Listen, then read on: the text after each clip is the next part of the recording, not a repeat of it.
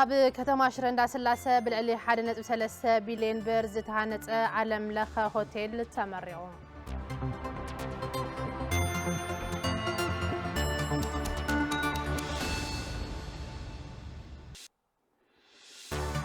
ካብ ወፃኢ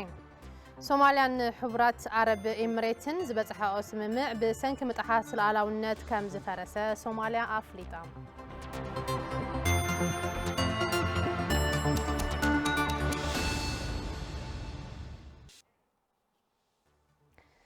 سلام تعنا بالله كم تمسيس خبركم تملكتنا كاب تلفزيون تجراي نسات زبلنا زيناتات حزنا لكم قريبنا لنا زيناتات ساعتنا مرحنا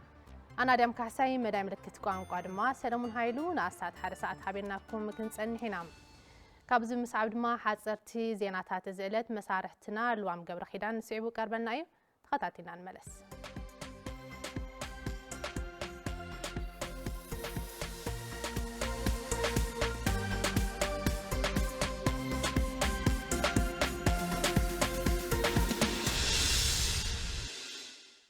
يقن اللي عدم سلام طعنا هبلي كم يصنحكم خبركم تملكتنا نزعلت زيز مرصنا يوم حصرت زيناتات حزنا قريبنا لنا فلما نبز مرصنا زينا خنسكر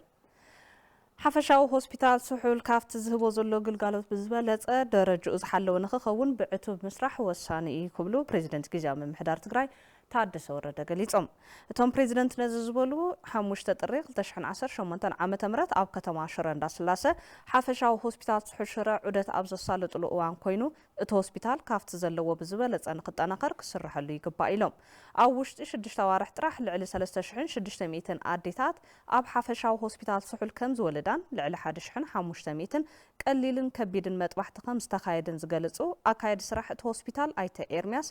ዓሚ 9 ኣዴታት እንትሞታ ለብዘበን ድማ ኣብ ጽኑዕ ሕማም ነይረን ኩሉ ዝከኣል ሕክምና ዋላ እንተተገበረለን 3 ኣዴታት ጥራሕ ኣብ እዋን ወሊድ ከም ዝሞታ ገሊጾም ብተመሳሳሊ ዜና ብፕሬዝደንት ግዚያዊ ምምሕዳር ትግራይ ታደሰ ወረደ ዝተመርሑ ላዕለዎት ኣመራርሓ ግዚያዊ ምምሕዳር ኣብ ከተማ ሽረ እንዳስላሰ ብልዕሊ 800 ሚልዮን ኣብ ዝተሃነፀ ፋብሪካ እምነበረድ ዑደት ኣሳሊጦም ኣለዉ ብውልቂ በዓል ሃፍቲ ኣይተ ሚካኤል ካሕሳይ ዝውነን እዚ ፋብሪካ ኣብ መዓልቲ ክሳብ 800 ካሬ ናይ ምፍራይ ተኽእሎ ከም ዘለዎ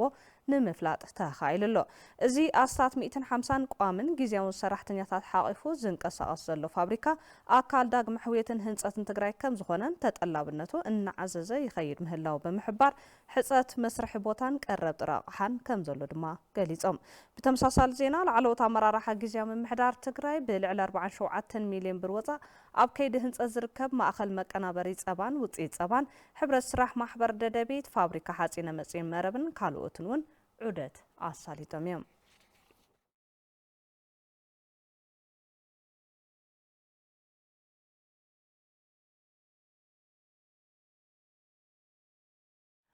ማሕበር ሰብ ሞያ ጥዕና ጨንፈር ዞባ ማእኸል ካብ ዞባ ምዕራብ ተመዛቢሎም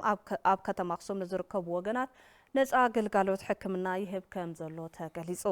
ተመዛበልቲ ኣብ ቀረበኦም ነፃ ግልጋሎት ሕክምና ብምርካቦም ካብ ወፃኢታት ከም ዝደሓኑ ብምግላጽ ነቶም ወለንታውያን ሰብ ሞያ ድማ ኣመስጊኖም ኣለዉ ብምትሕባር ሆስፒታል ቅድስቲ ማርያም ዩኒቨርሲቲ ኣክሱም ቤት ጽሕፈት ጥዕና ከተማ ኣክሱምን ወረዳ ላዕላይ ማይጨውን ይወሃብ ዘሎ ነፃ ወፍሪ ግልጋሎት ሕክምና ንዝቕጽሉ 3 ተኸታተልቲ መዓልትታት ከም ዝወሃብን በቲ ግልጋሎት ኣብ 7 ማእኸላት መዕቆቢ ንዝርከቡ ልዕሊ 5000 ወገናት ተጠቀምቲ ከም ዝገብርን ፈጻሚ ስራሕ ማሕበር ሰብ ሞያ ጥዕና ዞባ ማእኸል ኣይተክብሮም መዝገበ ገሊጾም ኣብቲ ዝካየድ ዘሎ ወፍሪ ኩለ መዳይ ሕክምና ማለት እውን ሕክምና ውሽጣዊ ደዌ ሕክምና ዓይኒ ቆርበት ግልጋሎት ምኽርን ካልኦት ሕክምናታትን ብዝተፈላለዩ ሰብ ሞያ ይወሃብ ከም ዘሎ ኣይተክብሮም መዝገበ ሓቢሮም ከም ጸብጻብ ፍስሓ መዝገበ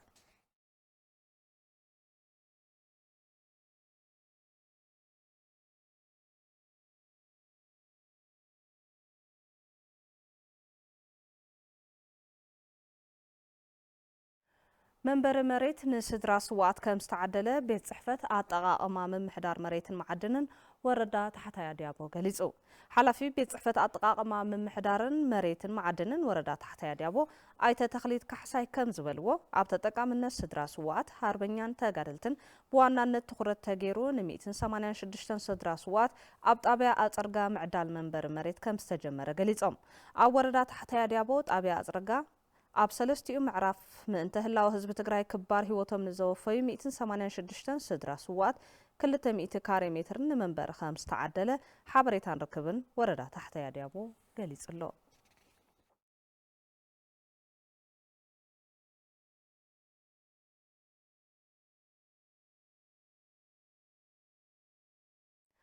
ኣብ ሃገረ ኣሜሪካ ዴንቨር ኮሎራዶ ዝነብሩ ተጋሩን ፈተውቲ ተጋሩ ኤርትራውያንን ዝለኣኽዎ ብልዕሊ 670,000 ብር ዝተዓደገ ምግባዊ ሓገዝ ኣብ ከተማ ሽረ እንዳስላሴ ንዝዕቀቡ ተመዛበልቲ ዞባ ምዕራብ ትግራይ ደገፍ ተገይሩ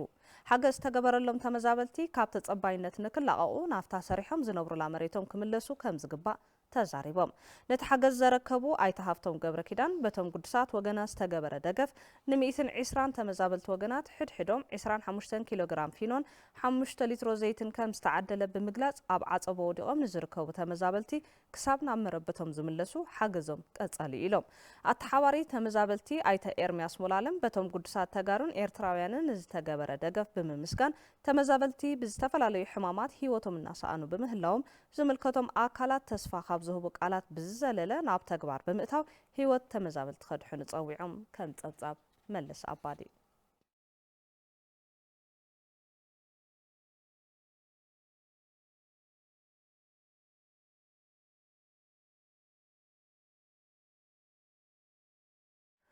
حبرات عرب إمريت حدنة لعلاونة هاجرا زدخم قد أتجبرات بفتصاما مسأز جبرتها سممعنت مصر رازا صوماليا فليتا بيت مخر مينسترات نتوسان دحر موسانو مينستر مكلخال أحمد مؤالم فاقي سقمت حبرات إمريت عرب زد تأساسرو نلو علاونة ريبابليك صوماليا هاجرا وحدنتان بوليتيكاو نتانتان زدخمو أسرار حتى زملكتو تصابات بمرتعو زتدقفه مخانو قليزم كابيني منسترات صوماليا زوصنو ووسانه أنصار أب سودان زركبو حاويسو أب أفريكا زي منغستاو تواسطن تغنصل تحيلتاتن تدقف حبرات عرب إمريت مخانا حبيرو مالو حبرات عرب إمريت أب ورح تحساس إسرائيل نسومالي لاند أفلت أمهاوا زوخنن حبراو مجلس عرب نسلمنان كتفر مكان انت أبيت بترشوعته مس حبرات أفريكا نلو علاونت جزاتاو حادنت أتتان مرققان صوماليا كتدقف قال كم ساعتوت تصاب بي بي سي توكيسا تعجز تحدش تصيبات لنا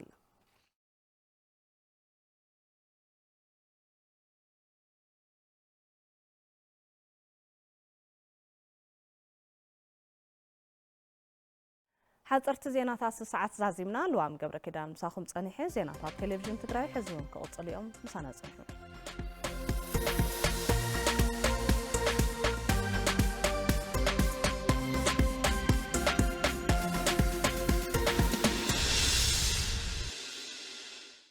نمسكن الوام تنقصل بزرزرنا بزحزنايم زيناتات كنسكر أب تግራይ ዝውሕዙ ሩባታት ልዕልን ትሕቲ መሬትን ዘለው ማያትና ብልምዓት መስኖን ኢነርጂን ክውዕሉ ብቐጻልነት ክስርሐሉ ትኹረት ከም ዝግበር ፕሬዚደንት ግዚያዊ ምሕዳር ትግራይ ታደሰ ወረደ ገሊጾም ቢሮ ሃፍቲ ማይን ኢነርጂን ትግራይ ምስ መድረክ ኣካላት ብምትሕብባር ኣብ ልምዓት መስኖን ኢነርጂን ኣመልኪቱ ዘተ ኣሳሊጥሎ ሃፍታይ ባህረ ተኸታቲልዎ ኣሎ ቢሮ ሃፍቲ ማይን ኢነርጂን ትግራይ ምስ መድረክ ኣካላት ብምትሕብባር ኣብ ልምዓት መስኖን ኢነርጂን ኣመልኪቱ ዘተ ኣሳሊጡ ጸጋታት ሃፍቲ ማይን መስኖን ናብ ረብሓን ምውዓል ሳይንሳዊ ብዝኾነ መንገዲ ክስራሕ ከም ዘለዎን ኣብ ዝዘፈር መንግስታውን ዘይመንግስታውን ትካላት ብትኹረት ክዓምሉ ይግባእ ኢሎም ኣብቲ ዘተ መጽናዕታዊ ጽሑፍ ዘቕረቡ ሰብ ሞያ ተዓውዲ ናይ ኢነርጂን ናይ ማይን ኩነታትና ድሕረ ባይታና ጽቡቕ ኮይኑ ግን እዚ ኣማዕቢልካ ንማሕበረሰብ ተጠቃሚ ጌርካ ትግራይ ምቕያር ግን ስጋብ ህዝብ ዘሎ ኩነታት ቻሌንጂንግ ካብ ድኽነት ክንወጽእ ተኾይና መስኖ ሓደ ኣውት እዩ ወይ ኣውት እዩ ስለዚ ኣብዚ መስራሕና ትኽክል እዩ ንሕና ናይ 5 ዓመት ኢልና እውን ተበጊስና ነርና 10 ዓመት ክኸውን ይግባእ ሓደ ግድብ ሰሪሕካ ንምውዳእ ኳስ ይርሲ እዩ ዝውዳእ ትግራይ ዓርሳ ክኢላ ትወጸሉ ሶቨሬን ናይ ኢነርጂ ሶቨሬኒቲኣ እተረጋግጸሉ ሪጅናል ስትራቴጂ የድልያ እዩ ከም ክልል ንማይን ኢነርጂን ፎከስ ገይሩ ፕራክቲስ ኦሪየንትድ ዝኾኑ ስልጠናታት ንሃበ ናብ ስራሕ ዘእቱ ማእኸል ስለ ዘድሊ በዚ ምክንያት እቲ ኢንስቲትዩት ኣድላይ ዝብል ሓሳብ ኣሎ ማለት እዩ ኣብቲ ቢሮ ማይ ሃፍትን ኤነርጂን ቱ ናይ ኤነርጂ ሴክተር قلت زخنا مانديتنا محاور يقولون نابزل preliminary assessment لنا 70 هكتار نلمع لنا طعم محفري كاب 350 هكتار potential أنا وانا تصنعت كمئنا نابزا خمدي أزبلت تناسب 140 حكوا نبزح 150 حكوا نبزح الزبل أفتخوم زبل نجرات invest تدقبر دوت مصنعتي بيزيكال تخورته يقبرن زبل كم حسابنا مقرابيو حلافي بيرو هافت ماين إنرجين تقراي أي تتقلاي قبر مدن قبل معات مصنون إنرجين مؤخل بزخونة محدرة أبقو طبعا محوراون ربحا كوعلو بتقرات كمز السراح قليس تحت مريتن لعلى مريتن للونا نايماي تسقاتات خمي غيرنا زي أواريدنا في استراتيجيك بلان نون نبربحا نوعلو إلا نحز نجمر نسرح نتكبر ونتا عبي لولو قدبات بعلهم إنرجي جنريت نخقورو ونس عدلنا قنينا دحرب صنعت دحرب مرمراتنا يا خوينا بزح نجر عدلات اللي هو زغلل تعدل دما خنتقوم ولا يخالنا يسوفر نتقوم ولا عدل مفتارجين ممارس يولي ጉዳይ ልምዓት ጉዳይ ምንባር ከም ዝኾነን ካብ ልምዓት ወጻኢ ካልእ መማረጽ የለን ዝበሉ ፕሬዚደንት ጊዜያዊ ምሕዳር ትግራይ ሌተናል ጀነራል ታደሰ ወረደ ኣብ ትግራይ ዝውሕዙ ሩዋታት ልዕልን ትሕቲ መሬትን ዘለዉ ማያት ናብ ልምዓት መስኖን ኢነርጂን ክውዕሉ ብዝተጸንዐ መንገዲ ብቐጻልነት ክስርሐሉ ይግባእ ኢሎም ዘሎ ፈሳሲ ሩዋ ብጣዕሚ ብዙሕ እዩ ብጣዕሚ ዓበይቲ ተከዘከይ ሓወስካ ማለት እዩ ብዙሕ እዩ ዝኸርም እውን تو لعل مريت زلوا معي تحت مريت دما معي كم زلوا يفلت أو تحت مريت معيون ضغطات يكونن هذي تعيز نخون زلنا نازل صفتوا أنت عم حساب تجمر ما يلو جن تقول لي ما يحزنا تعينا نخرم تما يطرح نسب زلنا تمريتن تماين ننوين إزقيت زلا زل قلت إيه من رخاب دما قدنا الله أم محدر هفت ماين مسنون إنرجينا ملكيت دما بسمويات عودي مصنعتاو صحف قريبو أب كل تشهن 10 عام تمرت أسات 14 هكتار مريت بروجكت بروجرام زلاعات تحزا مريت كم زلمعة بيرو حرشان هافت فترة تقرأ قليتهم وردات حوزينن أمبالا جندما أب محواي هافت تفترون مك أب المعنات حمدن أبنتان تباهيلن أب كتما ورو أب سالة مدرخ سمو حرشان أمرارحان نسبس أب يوحانس برهانة تسفيت هدسة أبو ورد حوزين أب خلتشن 10 عام تمرت أب زلاقيات تحزال معات مريت بولس تمكرو كم سترآية بيرو حرشان هفت تفترون أب كتما وغرو أب زكايدو مدرخ مقفح تمكرو كم أبنت غريبو حلافي بيز إحفاز زفر قطواتها وردا أيت برهانة هايلاي أب خلتشن 10 عام تمرت 5 هكتار مريت ببروغرام زلاقات تحزا مريت ملمعن نابتتك أبنت كم سجرن يقلصوم لعل 11 هكتار زحز رواق لا يزبها المفاسسين حزنا زلنا زحلفه قلتشن 10 كلتا وحلف قلتشن 16 زجمرناين قلتشن 10 كع 3 نوسان مفاسات بدمر 5 نوسان مفاسات نايهاف تفطرو محواي سرحتي سرحنا لنا أبو ورد حساءات أو يصقباون كاب ورد حوزين بسترخبة تمكروم أب سرحتي زلاقات تحزا مريت لو تنممس أكم استسرحم أما حدارتات أبيع هلك أقرن سأقور سلاسي يزاربو تناي حوزين سرح مسرائنا كابا خيرنا جن بدنبي هذا مفاسس مع عجام بدنبي هزوي أكبنا نايتي تتكامل نايت أشت نمر رداينا بلنا اتدني حلوتي بدنبي أقيمنا انسسات على الله نجرنا أو خياتوا توزل الجراب بدنبي كقولوت حدا سرح سرحنا أنا مالتيو أبت مدرخ بعك أو هفت فترة محواي كبابن كما أبنت كابز قربا وردات وردا أمبالاجة تتكاست خوينام لعلواي كإلى مفاستا وردا أي تهفتم سقايون نزي زرقاقز كابتن 10 نوسات مفاسات شوعة نوسات مفاسس أكتيف جيرنا غاتينا هنا خلت شعر شوعة يوم تبرت مالتي 294 هكتار زاكر أفتن شوعة مفاسات ناي درق إقاع حمد ماي مسني وتهوي إقاع حمد ماي كناجنا سرحنا هنا مالتي عندنا بمريض زي ولا مناسي صرح لوز خولو نابت تكامل تكون لا تغير المسألة خناتات اللو مالتي كاو 300 شحز سقع ناي دن نقراو ناي سعرتاتن ناي مونو فلستاتن بوتنشال برودكشن أصدقنا هنا مالتي ورد حنطالو أب خلتشن 10 عام تمرت أب سرحت من المعان معك هفت فترون دخمت كابز نبرن وردات عن تباهلام أبي هاجر السلام دم تتقيسام عند بيت أما حدارتات أبي عيت جورا مرن فسحون نزيوم زقلصوم يسرح يدرس أجمل اللو يكل هذه جنا عبي سعرن دقافن كتتلن يرلي أيو لتي حبرتها بزيد أكم زلاق إذا خنا مثلا نامي حمد عقا صراحة كل سرحينا إلنا أنا توجسنا التحواري بروجكت بروجرام زلاق المعات بيرو حرشان هفتو تفطرون أي تمحار جورا مدهن أبخلتش 10 شوعة عامة مرات كم كلل أستات 14 هكتار مريت ببروجرام زلاق تحزام مريت كم زلمعي جلسوم أبخلتش 10 شمونت عامة مرت دما سمويا هفتو تفطرون أمرارحن هزون تواريدن بمسرح زبلس أو سيتن ممساك سرحي بمبال لما عمت لسرحنا اللي على 14 هكتار هنا سرحنا ولا وسن وردا يخونا عوي سرحنا تهزوي ناتينا سمعوا بعلوانا خوينو بعلو حليو بعلو المعو بعلو قصالنت نطقمول زخدلو سلازي ابزون كما حدا مرأيا زوسدلو عدلات الله ትግራይ በተጋሩ ምፍራስ ድሌት ግዳማውያን ኃይልታት እኳ እንተኾነ ተጋሩ እዚ በአግባቡ ብዘይምርዳና ቃልሲ ብሔራዊ ናጽነት ትግራይ ኣብ ሓደጋ ወዲቑ ኢሉ ውድብ ናጽነት ትግራይ ውናት ድሕሪ ውዕሊ ፕሪቶሪያ ኩነታት ትግራይ ካብ እዋን ናብ እዋን ሓመቐ ይኸይዳሉ ዝበለ ውናት ውድባት ፖለቲካ ነንባዕልና ካብ ምንኻስ ወፂና ሓበራዊ ተረኽ ክህልወና ክንሰርሕ ይግባእ ኢሉ ኣብ እዋናዊ ኩነታት ትግራይ ኣድሂቡ ኣብ ዝሃቦ መግለጺ هل سلاسي قونا مكيل تخطاتي الولو أبا تقاب نما كم سب تقربنا دحر وعل بريتوريا كونتا تግራይ ካብ እዋን ናብ እዋን እንሓመቀ ይኸይዳሉ ዝበሉ አቦ መንበር ውድብ ናጽነት ትግራይ ውናት ዶክተር ደጀን መዝገቦ ልዕሊ ግዳማውያን ተጻባዕቲ ትግራይ ብውሽጣዊ ሕመቃት ትፈርስ ኣላ ብምዃኑ እውን ቃልሲ ብሔራዊ ናጽነት ትግራይ ኣብ ሓደጋ ወዲቆሎ ኢሎም ንጋዜጠኛታት ኣብ ዝሃብዎ መብርሂ ትናይ ተጋሩ ቃልሲ ባዕሉ ንባዕሉ ዘጥፍእ ቃልሲ ኮይኑ ኢና ረኺብናዮ ዘለና ማለት እዩ ካብ ውሽጢ ያትፈርስ ዘላ ኣፍቱ ገዛኢ የዝብል ውድብ مرحية زبل ودب زلوا تجمعات طرح زي كونس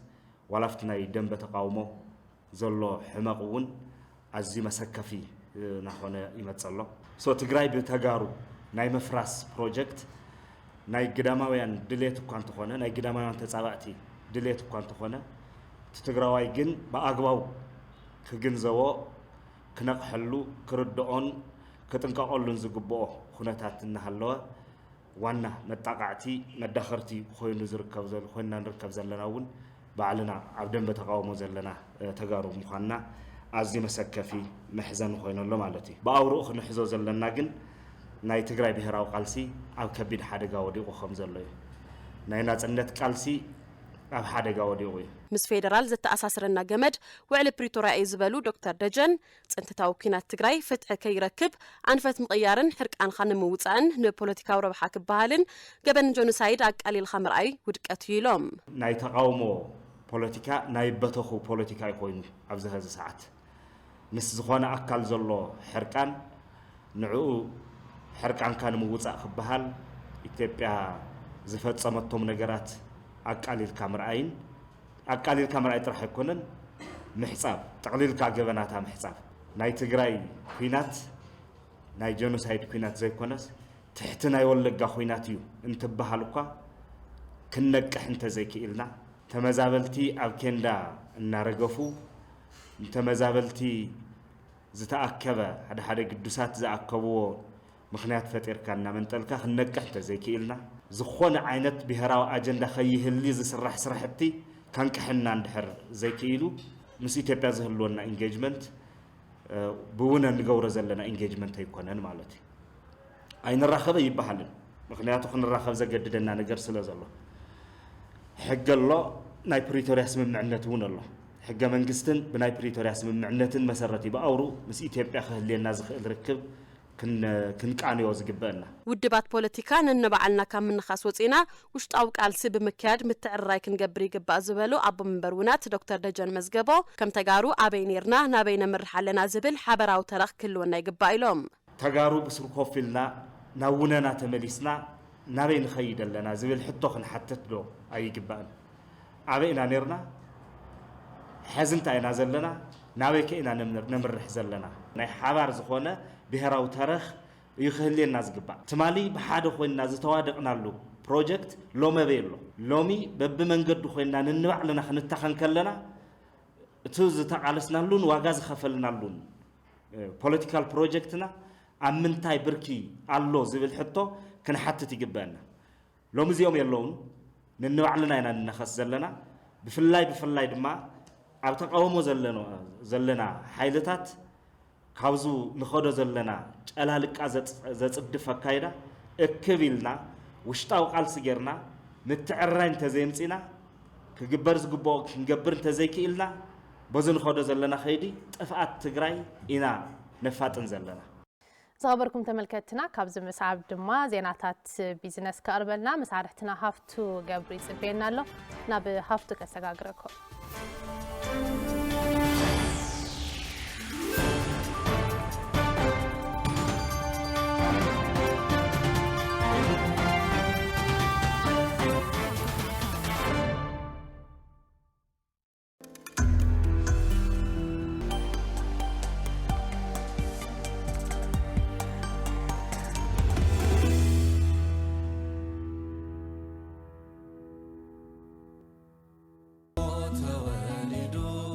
محبر أكسيون كونستراكشن نقدن إندسترين هورن أفريكا مكو عند بعل لدى تبصحكم أبصحنا يبل عب كتما مقالة نابرا بزمتشو عين بوتا ماب كباب الدعرم نابايتي منور نقدن زوعل بعل عسرت حموشتا الدبر هنس آنا مسرح إنه هنس أتجميرون بعسرت حموشتا مئتاوي كدما كفلي تراي حز عدقون أماراتي حيل إلكتريك جنراترز تاقت أمدلهم أتأماماني مايكر سامدريم باركينج مخاين حملو أي بوتاتات زمالهم زمناوي نابرازن برلهم أبايتي هورن أفريكا وننهم مس بانكو وقاقن وعلب بمئسار 400 عاقير 500 بلقى حترخ والسرعتون أما تشاتشونا لنا بفلاين دياسبورا أبكنداخم زمناوي أبايت منور نقدن بتصفات سريحنا تقات زودو غزاوتي كنركبوكمينا بمخنيات بعلدت 10 من الكايس لزقبرنا نزع الدل تتقاملهم محبر أكسيون كونستراكشن نقدن إندسترين هورن أفريكا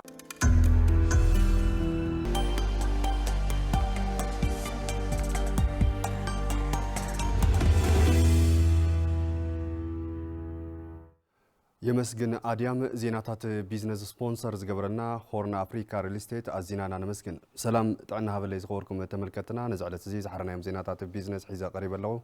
نمكتالكم عديمة أب كتما شرندا سلاسة بالعلي حدا نتو 3 بليون برزتانة عالم لقى هوتيل جدي غواندي بريزيدنت جيزام محدار تجراي تادس وردن كالوت مرارحة كللن زوبان أب استرخوا له بعلي تمرقوا نتصبص أب يوردانوس جبر سلاسة هافتاي بحرة كمسا كاربوي أب كتما شرندا سلاسة بالعلي حدا نت 3 بليون بر عالم لقى هوتيل جدي غواندي بريزيدنت كيزاوم محدار تجراي تادس وردن كالوت أمرارحة كللن زوان أب استرخبلو طرح مشتا كل تشحن 18 عامة مرات تمرقو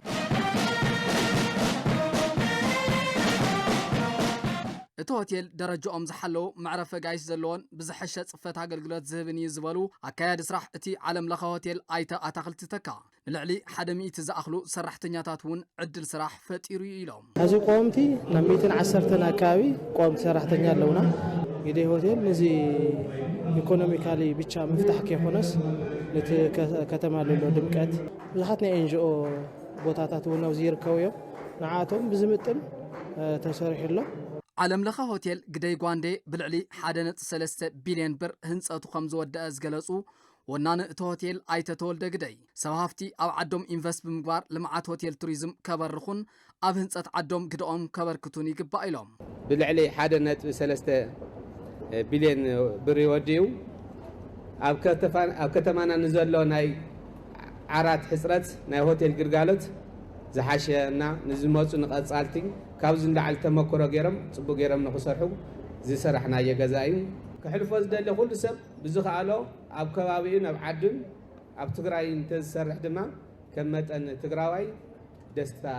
ይስምዐን ኣብ ከተማ ሽረንዳ ስላሴ ኣብ ዝዕለት ንምረቓ ዝበቕዐ ዓለም ለኸ ሆቴል ግደይ ጓንዴ ንብርክት ዝበሉ መናእሰይ እውን ዕድል ስራሕ ፈጢሩ ዝበሉ ከንቲባ ከተማ ሽረንዳ ስላሴ ኣይተ ገብረ መድህን ዮሃንስ ኣብ ሆቴል ቱሪዝም ንዝነጥፉ ሰብሃፍቲ ቆላሕታ ጌርካ ብምስራሕ ንዕቤትታ ከተማ ዝምጥን ምንቅስቃስ ህንፀት ደረጃኦም ዝሓለወ ሆቴላት ከም ዝተዋብዑ የመልክቱ እዚ ሆቴል ንከተማናን ከባቢናን ዘለዎ ትርጉምን ረብሓን ኣዝዩ ልዑል እዩ ፃንሒት በጻሕቲ ዓዲ ኣብ ምውሳኽ ንኮንፈረንስ ማእከልነት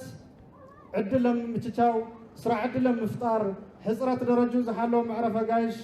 ኣብ ምቅላልን ንከተማና ድምቀትን ጽባቐን ኮይነሎ መንግስቲ ብቐጻልነት ብመጠንን ጥሬትን ንመልማዕቲ መሬትን ጽፉፍ ግልጋሎትን ከቕርብን ዓብይ ትምህርትን ተመክሮን ዝህብ እዩ ፕሬዚደንት ጊዜያዊ ምሕዳር ትግራይ ሌተናንት ጀነራል ታደሰ ወረደ በወገኖም ሕፅረት ሸርፊ ወፃን ካልኦት ፋይናንሳዊ ፀገማትን ተፃዊሮም ኣብ ልምዓት ሆቴል ቱሪዝም ይነጥፉን ዘለዉ ሰብ ሃፍቲ ድሕሪ ምምስጋን ምስ ሰብ ሃፍቲ ተዋይዶም ንምስራሕ ድልው ምዃኖም ኣብሪሆም ኣብ ኢንቨስትመንት ጽቡቅ ስራሕ እዚ ኢኮኖሚ እናቐሕ እዩ ሕዚ ካብ ዘለና ሽግር ክንወፅእ ንኽእል ኢኮኖሚና ክነናቐሕ እንተኽኢልና ሃብትና ክነናቐሕ እንተኽኢልና መፍረይት ክንኾን እንተኽኢልና ኣብዚ ከባቢ ካብ ዘለኹም ሰብ ሃፍቲ ኢኮኖሚ ትግራይ ክትቕይሩ ኢኮኖሚ ሰሜን ምዕራብ ትግራይ ክትቕይሩ ኢኮኖሚ ዝኸተማውን ክትቕይሩ ዘሎ ትፅኢት ብጣዕሚ ገዚፍ እዩ ካባና ትፅበይዎን ንፈልጥ ኢና ተራዳዲእና ናብ ኢንቨስትመንት ኣልቲፉን ክትሸጋገሩ እዚ ከባቢ እዚ ዓብዪ ናይ ኢኮኖሚ ዋዒ ክትፈጥሩሉን ተስፊት ይገብር ሰብ ሃፍቲ ትግራይ ኣብ ዓዶም ከይዋፈሩ ዓብዪ ዕንቅፋት ዝኾኖም ዘሎ ምምሕዳራዊ ምድንጓያትን ገልታዕታዕን ክፍትሐሎም ሓቲቶም እቶም ሰብ ሃፍቲ ነዚ ዝበሉ ኮሚሽን ኢንቨስትመንት ትግራይ ንዘካይዶ ኤክስፖ ኢንቨስትመንት 2026 ኣመልኪቱ ኣብ ዝተኻየደ ሓበራዊ መድረኽ ዘተ እዩ ኮሚሽን ኢንቨስትመንት ትግራይ ብወገኑ ዕንቅፋታት ኢንቨስትመንት ብምፍታሕ ሰብ ሃፍቲ መዋእለ ንዋዮም ኣብ ትግራይ ከፍስሱ ምቹው ኩነታት ንምፍጣር ይሰርሕ ከም ዘሎ ገሊጹ ቅድሚ ሕዚ ተጋሩ ኣብ ካልኦት ከባብታት ሃፍቶም እናፍሰሱ ካልኦት ኣብ ትግራይ ዘወፍርሉ ከይዲ ኣይተለመደን ዝበሉ ኮሚሽነር እቲ ኮሚሽን ኣይተ ዳንኤል መኮነን ሸርፎ ወፃን ምስሓብን ምትእሳር ንምፍጣርን እቲ ክካየድ ተሓሲቡ ዘሎ ኤክስፖ ሓጋዚ ኢሎም ተሳተፍቲ እቲ መድረኽ ኣብ ዛዕብዎ ሓሳብ ሰብ ሃፍቲ ትግራይ ዓዶም ገዲፎም ኣብ ካልኦት ከባብታት ዘወፍርሉ ደፋእቲ ምክንያታት ብዙሓት እኳ እንትኾኑ ብዋናነት ኣብ ስርዓት ምሕደራ ዝረአ ዘይምችው ኩነታት ዕድላት ልቃሕን ሃዋህው ሰላምን ብምዃኑ መንግስቲ ብዕቱብ ክሰርሐሉ ይግባእ ኢሎም ዓንዲ ኢንቨስትመንት ትግራይ ውሽጣዊ በዓል ሃፍቲ ዝበሉ ኮሚሽነር ዳንኤል መኮነን ተጋሩ ሰብ ሃፍቲ ብሰንኪ ኩናት ዝበፅሖም ሃሰያ ከይኣክል ብሰንኪ ምምሕዳራውን ወድዓውን ፀገማት ዝበፅሖም ምትእጉጓል ኣለሊኻ ንምፍታሕ ከም ዝስርሐሉ እውን ኣብሪሆም ኮሚሽን ኢንቨስትመንት ትግራይ ካብ 25 ክሳብ 28 ጥሪ 2018 ዓ.ም ኣብ ከተማ መቐለ ንዘካይዶ ኤክስፖ ዓሊሙ ኣብ ከተማ ኣዲስ ኣበባ ምዝርከቡ ሰብ ሃፍቲ ቀዲሙ መድረኽ ከካይድ መደብ ከም ዘለዎ ገሊጹ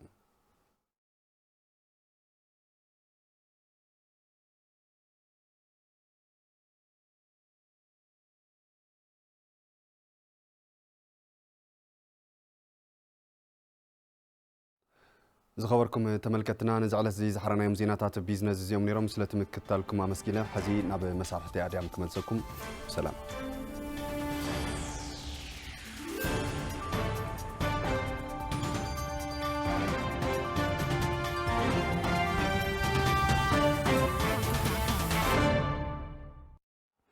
ንዜናታት ቢዝነስ ሃፍቱ ኣዚና ነመስግን እንትንቀጽል ሓደ ክልተ ናበልና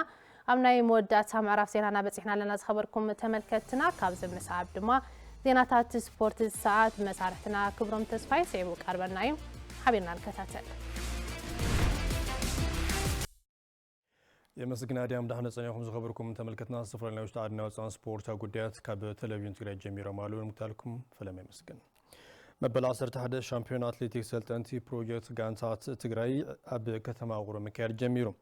ኣብ መኽፈቲ ብ10,000 ሜትሮ ጋንታ ደቂ ኣንስትዮ ብዝተኻየደ ውድድር ጉያ ሕልፈይ ካሕሳይ ካብ ጋንታ አትሌቲክስ ኢንጂነሪንግ ሓፂነ መፂን መስፈን ንዝተመደበ ረቐት ብ35 ደቂቓ 15 ሰከንድን 81 ማይክሮ ሰከንድ ምምዛም ቀዳመይቲ ምዃን ተዓዊታ ስምረት በርሀ ካብ ጋንታ አትሌቲክስ መሰቦ በለጡ ኣለማዮ ካብ ጋንታ አትሌቲክስ ኢንጂነሪንግ ሓፂነ መፂን መስፈን ድማ ካልኣይን ሳልሳይን ደረጃ ብምርካብ ውድድረን ዛዚመን ብ3000 ሜትሮ ደቂ ተባዕትዮ ፍጻመ ጎይቶም መክነን ካብ መስፍን ቀዳማይ ደረጃ ሒዙ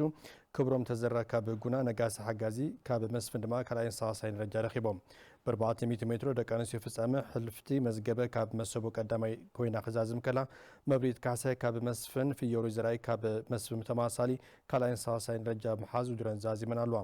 መበል 11 ሻምፒዮን አትሌቲክስ ሰልጠንቲ ፕሮጀክትን ጋንታትን ትግራይ ክሳብ ጥሪ 10 2018 ኣብ ከተማ ውቅሮ ቀፂሉ ከም ዝካየድ ድማ ፀብጻብ መሰረትና ሓይሎም ኪሮስ ኣመላኺቱ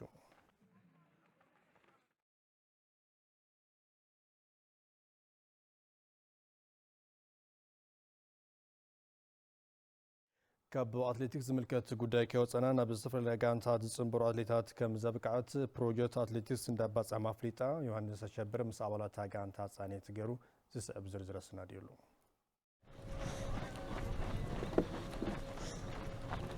ፕሮጀክት አትሌቲክስ እንዳባጻሕማ ካብ 1998 ናትሒዛ አትሌታትና ርብሐት ትሳለያላ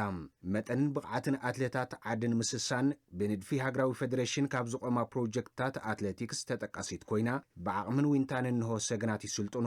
መጀመሪያና ብጣዕሚ ከቢድ ነይራ ካብኡ ግን ንእሽን ኣብ ከይድን ኣለመትክዎ መፅአ ሓሪፍ እዩ ሕዚ ከዓ ዝለዓለ ድሓኒ ፅቡቅ ውጤት ዝግጁ ገርና እኒና ኣብነተይ ፍሮይን ሃይሎ ዝሰጠነት ማለት እዩ ፍሮይን ሃይሎ እዚኣ ሰልጢና ዝሮ ንኣውን ስፕቴጅን ስለ ንሪአና ክጎይ መሪፀ ስልጠና በዓልትና መሪፅና ኢና ኣቲና ኣብ ቤት ትምህርቲ መልሚለውና ካብኡ ድሌት ነርና እውን ካብኡ ኣቲና ትሬኒንግ ብጣዕሚ ፅቡቅ እዩ ቅድመ ምልመላ ከይደመርካ ኣስታ 30 አትሌታት ዝሓቆፈት ፕሮጀክት አትሌቲክስ እንዳባጻሕማ ንሰልጠንቲ እዋናዊ ልምምድ ትህብ ከም ዘላ ኣሰልጣኒ ፕሮጀክት ክንፈ ተኽላይ ገሊጹ ነቲ ፕሮጀክት ዝምጥን ነቲ ዕድመ ዘለዎ ነቲ ሕዚ ወቅቲ ዝምጥን ዘንዮ ኣብ ሶምን 4 መዓልቲ እዩ ዝወሃብ ኣባላት እቲ ኣብ ከተማ ዕዳጋ ዓርቢ ትርከብ ፕሮጀክት አትሌቲክስ ዝኾኑ ኣትሌታት ንዓቕምታቶም ዝልክዕ ውድድራት እናሰላሰሉ መጺኦም መጀመርታ ናብ መቐለ ከይደ ነይረ ካብኡ ውቕሮ ካብ መቐለ መጫውካን ከይደ ነይረ ራዕይ ናፅኽ ነይረ ኣብ መቐለ ነሮ ውድድር ተሳቲፈ ናይ ሰገናት ኦሎምፒክ ዝበሃል ውድድር አዲስ አበባ ከይደ ወኪለ ተወዳዲረ ነይረ ኣብኡ ንሓስካ ሓምሻይ ወፅአ ዝሮ ፅቡቕ ምርኣይና እዚ ቀጻሊ ከም ዝብፃሕ የርእየካ እዩ ከም በዓል ፍሮይን ሃይሉ ዝበላ ኣብነታውያን አትሌታት ዘዕበየት እንዳባጻሕማ ገና ድማ በብዓመቱ ምስ ብልጮም ዝመፁ አትሌታት ኣይጎደሉን ኣብዚ ዓመት እዚ 3 ወፂምና ኣለዉ ሓደ ናብ ክለብ ክልተ ድማ ናብ መሰልጠኛ ማእኸል ኣብ ተስፉ ገረዝ ገይር ዝበሃል ኣለና ናብ ክለብ ዝኣተወ ኣብ መሰልጠኛ ማእኸል ድማ ጸጋይ ተስፋይ አንጎሰም ገብረሃድ ዝበሃሉ አትሌታት ካብዚ ብልጻት ኮይኖም ናብ ክለባት ዝኣተው ኣለውና ማለት እዩ ኣብ ሓጺር ማእኸላይን ነዊሕን ርሕቐታት ሰብ ጸጋ አትሌታት ኣብ ዘይተሳእንሉ ቦታ ኣጸጋምነት ሜዳ ኩርኳሕ ኮይኑዎም ኣለዎም አትሌቲክስ መንደር ተባሂሉ በቃ ምስ ተቐመጠ ምንም ሓደ ግዜ ተጸሪጉ ግን ዘላቀ ይኸውን ክረምቲ ሕጃቱ ይሽርሸር ሓጋይ ዝተኻኸል ይሽርሸር ዘላቀ ዝኾነ መፍትሒ የብሉን እዚ ድማ ምንም ተጸሪጉ ኣይፈልጥን መም ዝበሃል እውን የብና ያው ሓደ አትሌቲክስ ሓደ መም ስለ ዘድልዮ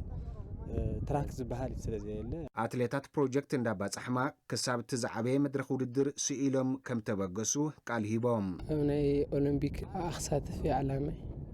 ኣብታ ውድድር ተሳቲፈ ደረጃ ሒዘ ክልለይን ሃገረይን ከጽውዕ ድሌት ኣለና ከም ምሩጽ ይፍጠር ተወዳዲረ ዝሮዞ ሰልጢነ ዓላማይ ሳሕዕስ ንህዝበይ ክሕግዝ ኣብዞም ላዕለዎት ኣካላት መፅሕም ዘኒአው ዝዓበየ ውድድር ኦሎምፒክ ሓቂ ኣብኡ ክሳተፍ እየ ዝደሊ ዝርዝርና ብዝሓዝናሉ ካልኣይ ዛዕባ ሰግር ከልኹ ኣብ ውድድር ስልጠና ብሽክሌታ ዝሓሸ ምንቅስቓስ ዘካየድ ኣብ ዘላ ከተማ ኣክሱም ብብሽክሌታ ጠርኒፎም ኣብ ስልጠና ዝርከቡ ተቐዳደምቲ ኣሰር ካብ ተኸተማ ፍርዮም ኣብ መድረኽ ዓለም ናይ ዝደምቑ ተቐዳደምቲ ብምስዓብ ኣብ 2018 ዓ.ም ካብ ማውንቴን ናብ ኮርሶ ንምጽንባር ይስራሕ ከም ዘሎ ተዛሪቦም ዘመን ብርሃነ ናትናኤል ተክለወይኒ ቅዱስ እየቡን ኬቨን ዓይኖምን ሰልጠንቲ ፕሮጀክት ብሽክሌታ ደቂ ተባዕትዮ ከተማ ኣክሱም ኮይኖም ስልጠናኦም ይከታተሉ ምህላዎም ይዛረቡ ያው ዝወሃበና ስልጠና 4 ናይ ጋንታ ኣለዋና ናይ ውልቀ እውን ኣለዋ ብውልቀና ንሰርሕ ዝወሃበና ስልጠና ብዝግባእ ንፍጽም ኢና ብደንብ ኢና ንሰርሕ ኣብ ጽቡቕ ትሬኒንግ ኢና ዘለና ኣብ ጽቡቕ ልምምድ ዘለና ፕሮፌሽናል ተቀዳደምቲ ብሽክሌታ ንምዃን መደብ ሒዞም ስልጠኖም ዝወስዱ ዘለው እቶም ሰገናት ረኣዮም ክሰምር ጠንኪርካ ምስራሕ ወሳኒ ምዃኑ ይገልጹ ካብ ማውንቴን ዓበየ ኮርሳቴ ያው ኢትዮጵያ ወኪለ ንኽጫወት እየ ዝደሊ ዓበየ ፕሮፌሽናል ተወዳዳሪ ኮይነ ኣደይ ክፅውዕ ይደሊ እየ ካብ ማውንቴን ናብቲኦም ኮርሶ ዘለው ኮርሳቲና ካብኡ ሃገር ወኪልና እንፃወት ኢና ንደሊ ካብኡ ኣብ ዓለማት ክንርአ ንደሊ ኢና ኣሰልጣኒ ፕሮጀክት ብሽክሌታ ደቂ ተባዕትዮ ከተማ ኣክሱም ሃፍቶም ግደይ እቲ ስልጠና በቢብርኪ ዕድመ ይወሃብ ኣሎ ይብል 22 ተጫወተት ኣለውኒ ፕሮጀክት ኣብ ዓበይቲ ለፈልየ ክልተ እየ ዝስርሖም ዘለኹ ትምድቦም ዞም ዓበይቲ ልዕሊ 18 ዓመትና تحت 17 عامت لنا أنا نفلي ما بكلتا إياه بشكليتا تግራይ ሰረት ሒዙ ክቕፅል ኣብ ማውንቴን ጠመተ ተዋሂብዎ ክስርሐሉ ከም ዝግባእ እቶም ሰልጠንትን ኣሰልጣኒ ሃፍቶም ግደይን ይሕብሩ ክልል ወሪድና ማውንቴን ዘሎ ታሽምታት ኩሉ ክሰርሕ እኒኦ ካብ ዘለዎ ጉልበት ርዩ ሞጢስ ክርኢ እኒኦ ንሕና እውን እንፅዕር ኣለና እሱውን ወሪድና ታሕት ክርእና እኒኦ ኮርሶ ዘለዎ ክንዲ እንተኮይና እውን ዓቕምና ስለ ዝፍትሽና ኣብቲ ውድድር ዝፍተሽ ዓቕሚ ካብኡ እዮም ዝርእዩኻ ካብኡ ድማ ፅቡቕ ካብኡ ክንፃወት ተኮይና ኣብዚ ማውንቴን ጠመተ ክግበር ኣለዎ ካብ ኩሉ ጠመተ ዝግበረሉ ዝግብኦ ማውንቴን ጠመተ ተገይርሉ ብሽክሌታ ክቕፅል ከም ዘለዎ እየ ምክንያቱ ተብዚ ዘሎ ካብ ወረዳ ይኹን ካብ ሓደ ማውንቴን እዩ ክዓቢ ዝኽእል ናብ ትራንስ ናብ መሰቦ ናብ ጉና በዛ ላይ ካብ ትራንስ ካብ መሰቦ ካብ ጉና ድማ ናብ ፕሮፌሽናላት ዝውክለሉ ኩነታት እዩ ዘሎ ማውንቴን ጠመተ ተገይርሉ ክስራሕ ከም ዘለዎ እየ ፃውዒተይ ክቕርብ